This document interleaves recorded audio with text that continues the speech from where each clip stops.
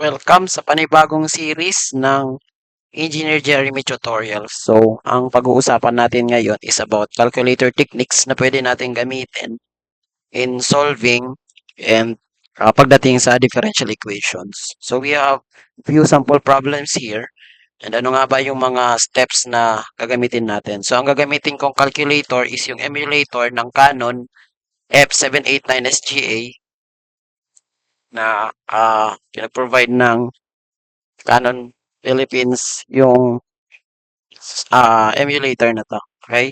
So, example number 1, find the differential equation of the family of curves given by y is equals to mx squared, where m being an arbitrary. Okay? So, pinapahanap sa atin yung differential equation ng family of curves given by y is equals to mx squared, where m being arbitrary. So, here, para mas mapadali yung ating pagsosolve, so, ang una nating kailangan gawin is mag-assign tayo ng values ng x, any unique number na value ng x. So, ang ina-assign ko na value ng x, usually pag ganito is x is equals to 0.1, and yung mga arbitrary or yung mga constant is ina-assign ko sa 1. Since m natin is considered as arbitrary, i-assign ko siya as 1, and yung x ko is i-equate ko siya sa 0.1.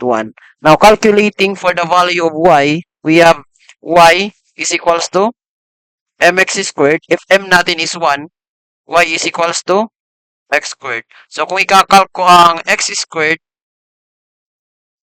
ikakalk ko siya at 0.1, since yun yung ilalagay ko na value, makukuha ko na yung value ng aking y, which is 0.01. This time, i-store ko siya sa y, indicating na yung nandun sa y is may value ng y. Yun yung value ng y na kinalk ko kanina. Okay. So, and then, since meron na tayong y, meron na rin tayong m, ang kailangan nating kunin is the first derivative. Y prime or the first derivative. So, yung ginagawa ko, itong y prime or the first derivative, ini-store ko siya sa m, indicating na yung m, di ba yung m stand for the slope? Okay, yung m stand for the slope or the first derivative. So, yung gagawin ko is, i-differentiate ko yung ito, i-differentiate ko yung value ng y, which is yung x squared, at lalagay ko yung value dito, yung inassign ko kanina na value ng x, which is 0.1. And then, i-store ko siya sa m. Ayan, indicating na yung first derivative ko is naka-store sa m. Okay, yung value ng y ko is naka-store sa y. And yung value ng x ko is 0.1 and so on and so forth. Now, we will use the choices. Unahin ko na to. In which dapat, example that letter A, y squared is equals to x squared y. I will divide both sides by x squared y. So, ang matitira na lang dito is 1. So, ang matitira sa kabila is y prime, not y squared, sorry. This is y prime. Y prime over x squared y. Dapat mag-equal yan sa 1. So, galing yan dito sa choices. Okay? So, gagamitin ko yung y prime. So, di ba yung y prime natin is in-store natin sa m. Yung y prime is naka-store sa m. And then, over alpha x squared times alpha y. So, yan yung m x squared y. Dapat pag in-equal ko siya, mag-equal siya sa 2,000. Or pag kinalk natin siya, yan yung in-store natin na value ng m.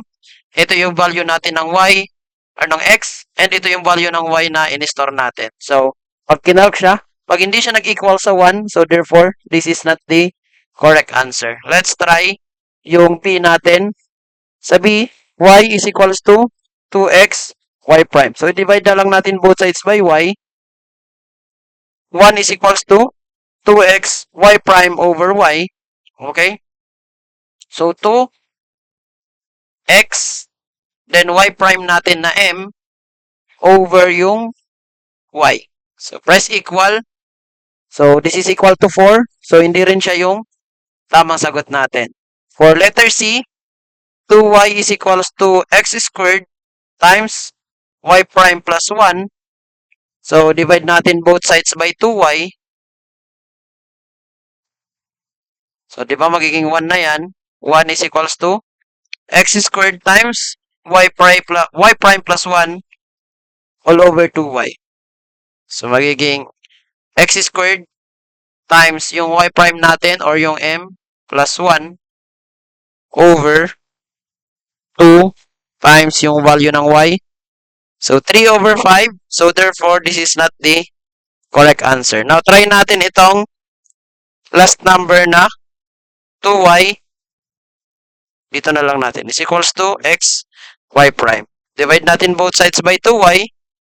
Magiging 1. 1 is equals to x, y prime over 2y. So, alpha, x, times yung y prime natin or yung m, yung slope, over 2 times y. Ayan. So, x, y prime over 2 times y, then equal. So, nag-equal siya sa 1. Once na mag-equal siya sa 1, therefore, ito yung ating correct answer. So, okay. So, proceed tayo sa another example. Find the differential equation of y is equals to 4 plus c e raised to 3x. So, again, mag-assign ako ng values.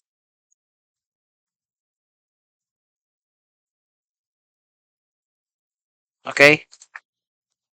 Ay, baba natin ito ng konti.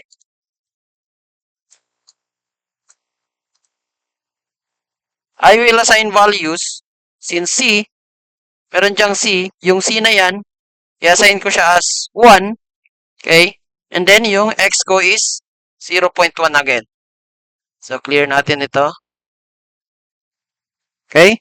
Then, solve muna natin yung y, which is 4 plus c natin is 1. So, di ko na ilalagay. E raised to 3x. Calc natin siya at 0.1 yung value ng x. Makukuha natin na 5.3498. So, i-store natin ito sa y. So, meron na tayo ng value ng y na nasa y. So, kunin naman natin yung y prime, i-store natin siya sa m. So, shift d over dx of 4 plus yung c natin na 1 times e raised to 3x at 0.1. So, yan, makukuha itong value na to. So, i-store ko siya sa m. Ayan, meron na tayong y at m. Meron na rin tayong y at y. Okay? So, try natin itong sa letter A. At letter A, y prime minus 2y equals 12. So, divide lang natin both sides by 12 para maging 1. So, therefore, y prime minus 2y over 12. So, y prime natin is m minus 2. So, yung y daw over 12. Press equal. So, negative 0.55. Hindi siya yung tamang sagot. Okay? Dito tayo sa B. Pagdating sa B, y prime plus 4y equals to 12. So, divide ulit natin by 12. So, y prime plus 4y over 12 should be equal to 1. So, y prime natin is m plus 4y over 12. 2.12. So, hindi rin siya 1. So, hindi rin siya yung sagot. Dito tayo sa C. Y prime minus 3y is equals to negative 12. Divide lang natin both sides by negative 12. Y prime minus 3y is equals to negative 12 should be equal to 1. Okay, so y prime minus 3y over negative 12. Ayan, so nag-equal siya sa 1. Therefore, wag na tayo mag-proceed. Ito na yung magiging answer natin. So, the answer for example number 2 is letter C. Another example, find the differential equation of y is equals to C1 plus C2 times e raised to 3x. So, ito kung napapansin nyo is merong dalawang arbitrary constants. Baba ko lang ito. Meron tayong dalawang arbitrary constant na naandyan sa ating problem. So, pag merong dalawang arbitrary constant, ang gagawin natin is kukunin natin yung second derivative. Okay? So, paano siya kinukuha? Again, yung C1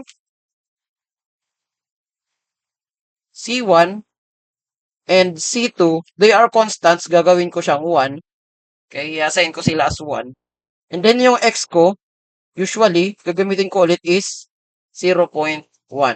Okay? So, any unique number, wag lang 1 or 0.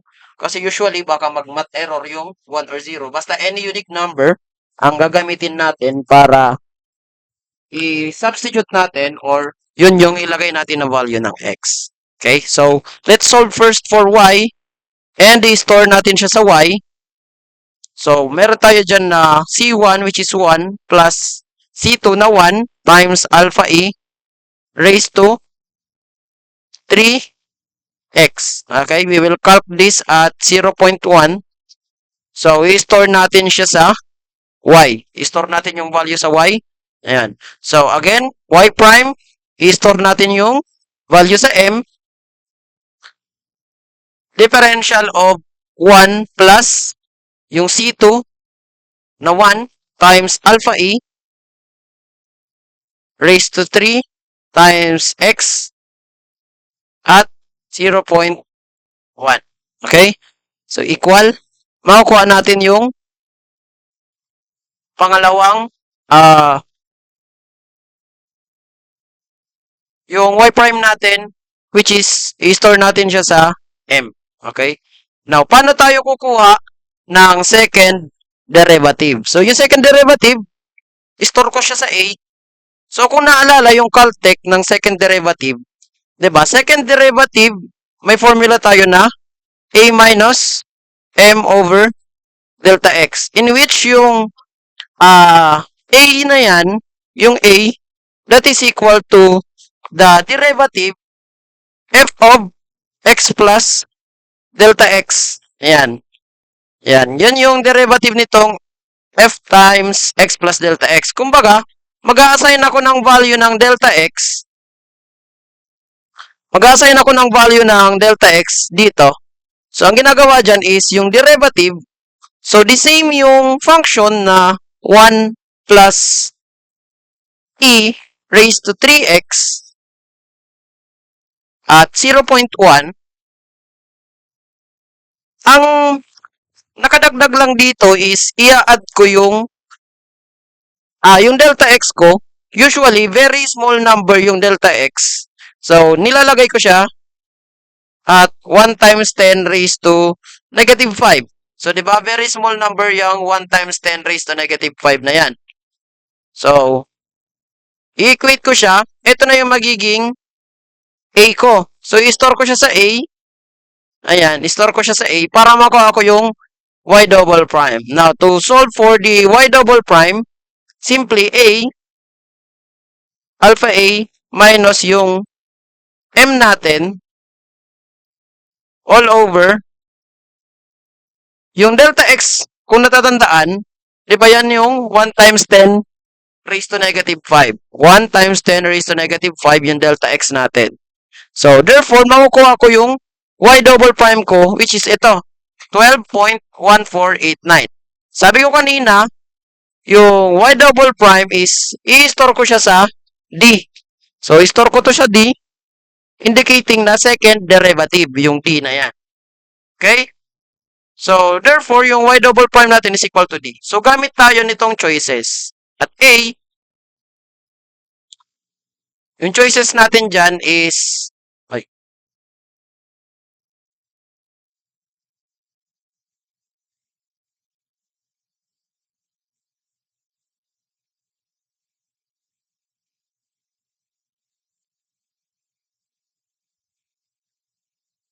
At A, yung choices natin is y double prime plus 3y prime is equal to 0. So, hindi naman siya nag-equate sa 1.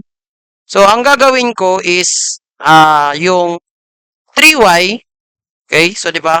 Y double prime plus 3y is equal to 0. So, y double prime is equals to negative 3y. Tapos, saka ko siya i-divide ng negative 3y prime. Tama, y prime pala yan. Yan, y prime yan. So, para mag-equate to sa 1, therefore, magiging y double prime over negative 3y prime. So, calculator, ang y double prime natin again nakastore sa D. So, alpha D over negative 3 tapos yung y prime natin na naka-store sa M. So, equal. So, negative 1. Approximately negative 1 to, di ba? So, negative 1. So, therefore, hindi to yung sagot. Since negative ang sagot, kailangan positive 1 yung sagot natin. Okay? So, let's try B. Y double prime plus y prime is equal to 0. Y double prime is equals to negative y prime. Then, divide natin by negative y prime. Y double prime over negative y prime should be equal to 1. So, y double prime natin na nasa D over negative M. Yan yung y prime. Press equal. Negative 3 yung sagot. So, mali rin to. So, let's try C. Y double prime minus 3y is equal to 0. Y double prime is equals to 3y. So, divide natin by 3y.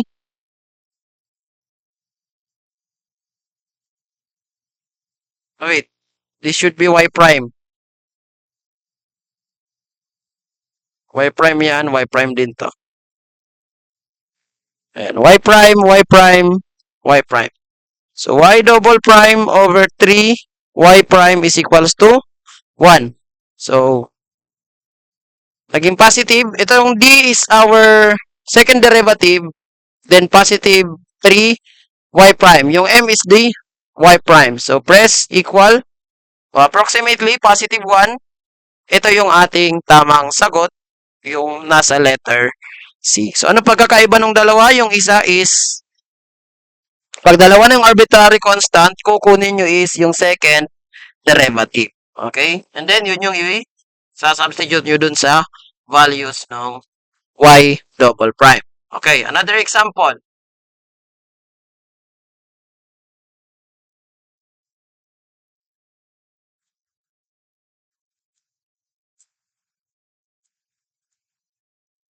Find the differential equation of y is equals to c1 e raised to x plus c2 e raised to x. So, the same. Yung c1 and c2 is gagawin ko siyang 1. Lalagay ko siya sa 1. c1 is equals to c2 which is, assume ko na 1. Yung x is 0.1. Then, ikakalk ko yung y and i-store ko siya sa y dito sa calculator. Clear natin. Yan. So, kunin natin yung alpha e raised to x plus alpha e raised to negative x. Then, we will calc it at 0.1. Ayan. Then, ito na yung value ng y natin, di ba? So, di ko na nilagay yung mga arbitrary constant since ginawa lang naman natin tong 1. So, no need na ilagay na siya sa calculator. So, yan. So, yan yung y. Store natin siya sa y. Kunin natin yung first derivative. I-store natin sa m. So, first derivative ng alpha e raised to x plus alpha e raised to negative x at 0.1. Yan. Ito yung magiging value ng sagot natin. So, i-store ko siya sa M. Ayan. I-store ko siya sa M. Indicating na yun ay the first derivative. So, kunin ulit natin yung y double prime which is equals to a minus m over delta x. And yung a natin is equals to yung first derivative, f of x plus delta x. Okay? So, i-derive natin, ayan, yung ating value in which yung delta x natin is ilalagay natin siya at 1 times 10 raised to negative 5 and then i-store natin yung value nito dun sa a. So, alpha e raised to x plus alpha e raised to negative x at 0.1 plus 1 times 10 raised to negative 5. Ayan. Plus 1 times 10 raised to negative 5. Press equal. Ito yung makukuha nating sagot. I-store pa natin siya sa A.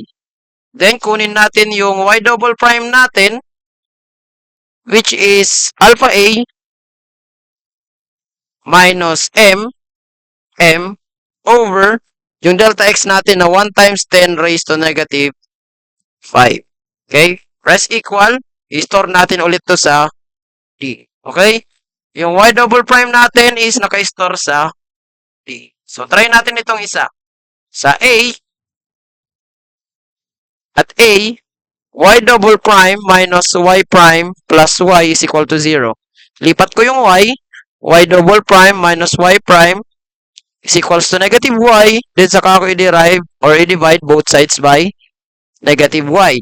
So, y double prime minus y prime all over negative y is equal to 1. So, try natin. Ang y double prime natin is nasa D, alpha D, minus yung y prime na, yun yung m, all over negative y. So, di ba may in-store tayong value sa y? So, press equal, negative 0.9.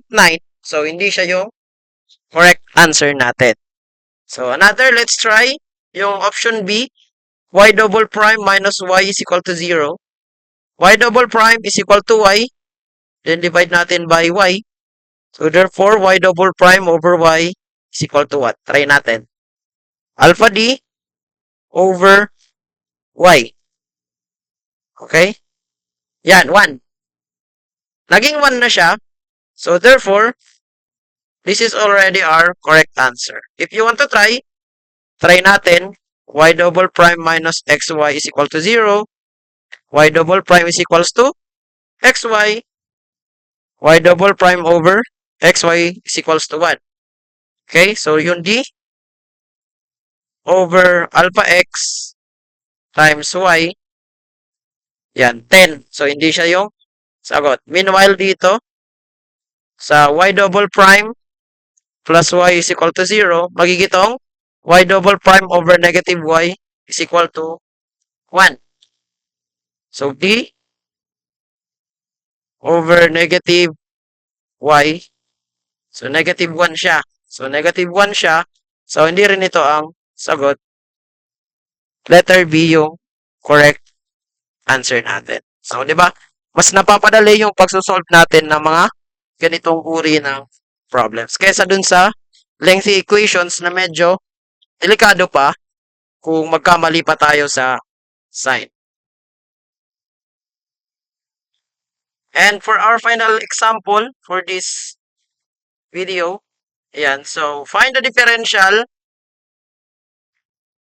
of y is equals to c1 sine 2x plus c2 cosine 2x. Since merong involved na trigonometric functions, always remember na yung calculator natin, it should always be in region mode. Ayan, pag may trigonometric functions, matik, i-region mode natin yung calculator natin. Okay? So, again, yung C1 and C2, gawin natin na 1. Yung X is assign natin at 0.1. And then yung Y, ika-calculate natin siya and i-store natin sa Y. So, sin 2x plus cosine 2x, ayan, equals. Ayan. And then, i-store natin siya sa y. Okay? Meron na tayong value ng y, which is equal sa 1. Now, y prime naman, y prime. At I-store natin siya at m. So, first derivative of sine 2x plus cosine 2x at 0.1. Ayan. Ayan. And then, i-store natin siya sa m. Ayan. Indicating nito yung slope. And then, recall lang natin ito. Dagdagan natin to ng 1 plus 1 times 10 raised to negative 5. Ito na yung ating magiging a. Kasi kukunin natin yung second derivative which is a minus m over delta x. So, ito yung i-store natin sa a. AC. And then, alpha a minus m all over delta x natin na 1 times 10 raised to negative 5. So, i-store natin ito sa d. So, this is stored at d. So, kunin natin yung una. Y double prime plus 4y is equal to 0. So, y double prime equals to negative 4y. Divide natin by negative 4y. Okay, so y double prime natin, which is yung d, over negative 4 times y, 1.178. Mali. So, hindi siya. Ito naman, y double prime plus y is equals to y prime. Divide natin both sides by y prime. Y double prime plus y all over y prime is equal to 1. So, yung d plus y, d plus y over yung y prime natin na m, or yung first derivative.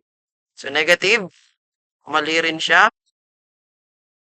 Next is y double prime plus 4xy is equals to sine x. Divide by sine x. So, y double prime plus 4xy all over sine x is equals to 1.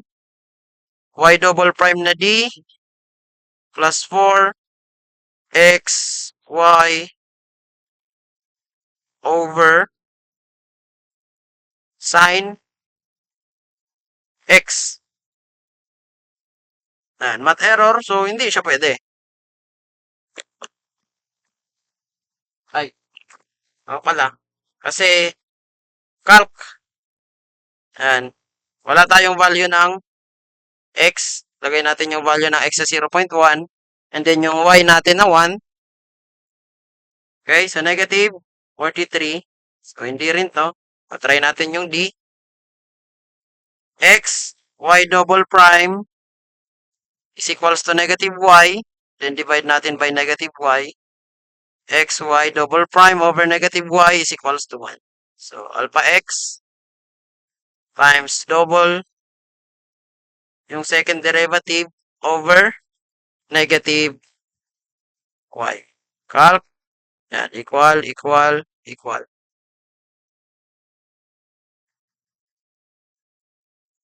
Okay, nakita ko na kung saan tayo na mali dun sa pag-calc natin nitong value nung ating y. Ayan. So, reset natin yung y. Sine 2 times 0.1 plus cosine 2 times 0.1. Ayan. So, ito yung value dapat ng ating y. So, kaya pala na mali tayo. Ulitin natin.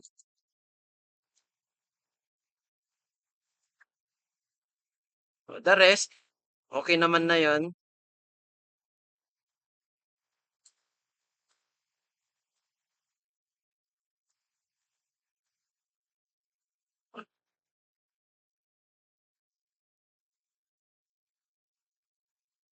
Try muna natin itong nandito sa a, which is y double prime alpha d over negative 4 alpha y So, yan. Nag-1 agad yung A natin.